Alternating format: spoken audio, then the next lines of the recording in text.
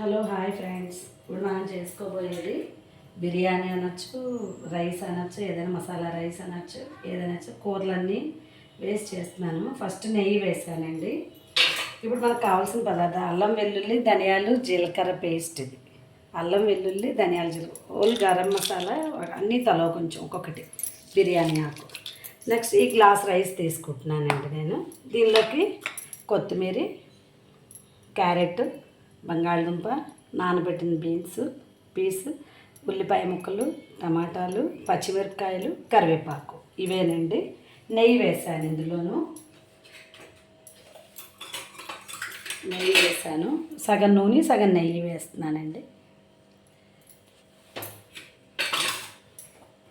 Oil కొంచెం వేసుకుంటున్నాను. ఒక గ్లాస్ రైస్ చేస్తున్నానండి. ఇద్దరు మనుషులకు ఈజీగా సరిపోతుంది గ్లాస్ రైస్. ఈ కూరలన్నీ ఉంటాయి కదా, ఈజీగా సరిపోతుంది. 1కి 2 నీళ్ళు అన్నమాట. ఫస్ట్ నేను ఇవన్నీ వేసుకుంటానండి. మసాలాలవి ఓల్ గరం మసాలా వేస్తున్నాను, బిర్యానీ ఆకు కూడా వేస్తున్నాను. ఇది కొంచెం వేగిన తర్వాత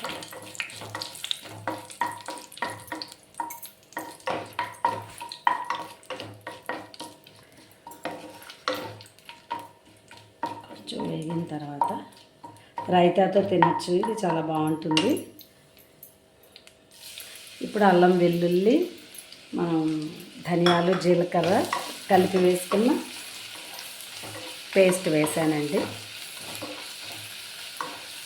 ఈ ఫ్లేవర్ చాలు, ఉడికేసరికి లైట్గా ఉంటుంది, తినడానికి కూడా చాలా బాగుంటుంది.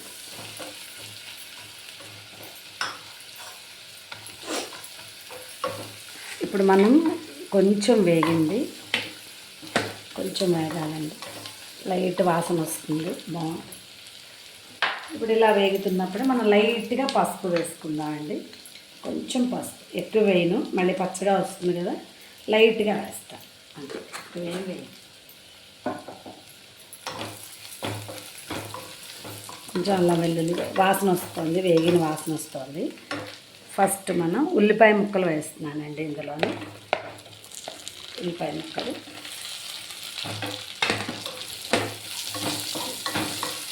ఇది కొంచెం వేగాలన్నమాట.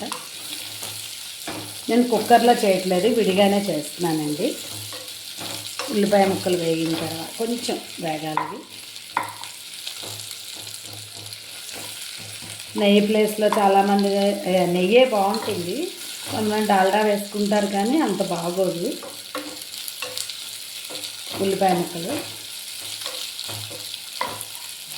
తర్వాత పొటాటో వేస్తున్నాను, బంగాళదుంప, క్యారెట్ కూడా వేస్తున్నానండి, గ్రీన్ పీస్ కూడా వేస్తున్నాను.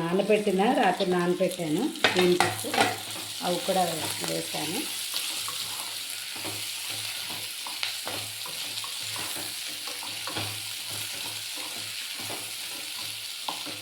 ఇప్పుడు కరివేపాకు, టమాటా ముక్కలు కూడా వేస్తున్నానండి, పచ్చిమిరపకాయలు, కొత్తిమీర లాస్ట్లో వేస్తాను.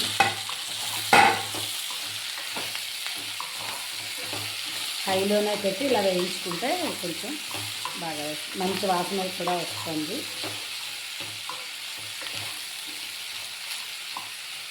ఇంకా ఇందులో మనం డ్రై ఫ్రూట్స్ వేసుకోవచ్చు, జీడిపప్పు మిగతా వేసుకోవచ్చు. అన్నీ వేయలేదు, ఓన్లీ కూరలు వేసాను. కూరలు వేసి చేస్తున్నాను. కొంచెం వేగిన తర్వాత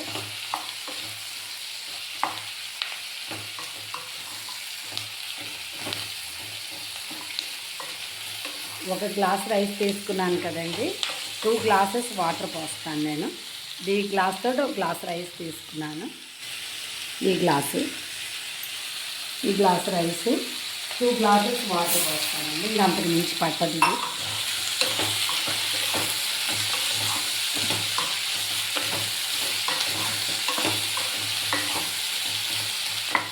కొంచెం కలర్ వచ్చే వరకు వేగాలండి. హైలో పెట్టుకోవచ్చు, పర్లేదు, ఏమవుతుంది. మనం కలుపుతూ ఉంటాం కదా, మాడడం అది ఉండదు. కొంచెం కొద్దిగా వేగితే మనం వాటర్ పోసుకుందామండి. ఇప్పుడే లైట్ సాల్ట్ కూడా వేసుకుంటున్నాను, ఎందుకంటే ఉల్లిపాయలు ఇవి కొంచెం మగ్గుతాయి అన్నమాట. సరిపడా సాల్ట్ వేసుకుంటున్నాను.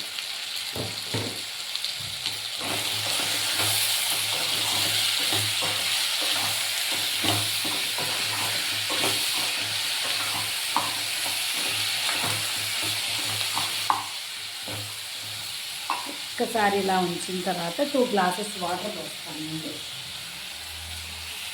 రైస్ మనం కడిగి వేసుకోవచ్చు. ఇప్పుడు మనం వాటర్ పోస్తాం. ఇప్పుడు ఇవి వేగాయి కాబట్టి వాటర్ మరిగేసరికి ఇవి కూడా ఉడుకుతాయి.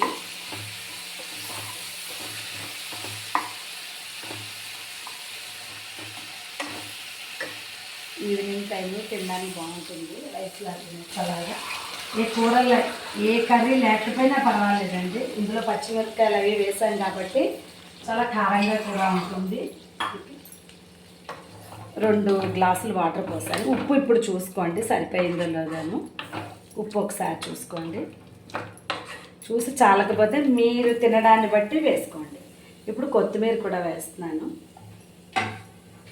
కొత్తిమీర కూడా వేసి ఒక్కసారి మూత పెడితే మరుగుతూ ఉంటాయి. వాటర్ మరుగుతున్నప్పుడు బియ్యం కొంచెం కడిగేసి వేసుకుంటానండి. ఇలా మూత పెట్టేశాను. ఫుల్ బాయిల్ అవుతుందండి వాటర్. ఇప్పుడు మనం రైస్ వేసేసుకుందాము. బాగా ఉడుకుతుంది. మొత్తం ఉడికి ఇవన్నీ కూడా ఇందులోకి బాగా వస్తాయి. 1 గ్లాస్ వాటర్ 2 పోస్తున్నాను. రైస్ వేస్తున్నాను.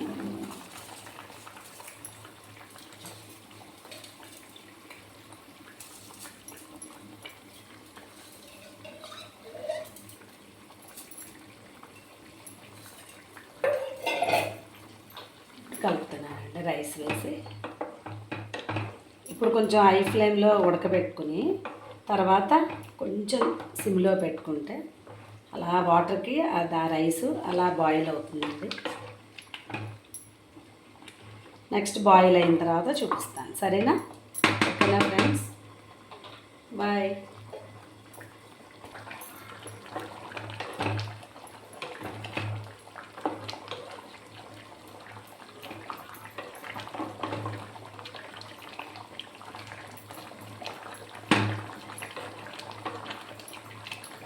ఇలా చేసుకుని లంచ్ బాక్స్లో కూడా పెట్టుకోవచ్చు అండి. చాలా బాగుంటుంది.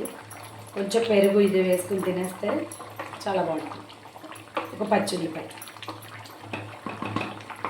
ఇప్పుడు కొంచెం బాయిల్ అయ్యాయి కదా, ఇప్పుడు సిమ్లో పెడతానండి. నెమ్మదిగా అవుతుంది రైస్. అప్పుడు చాలా బాగుంటుంది.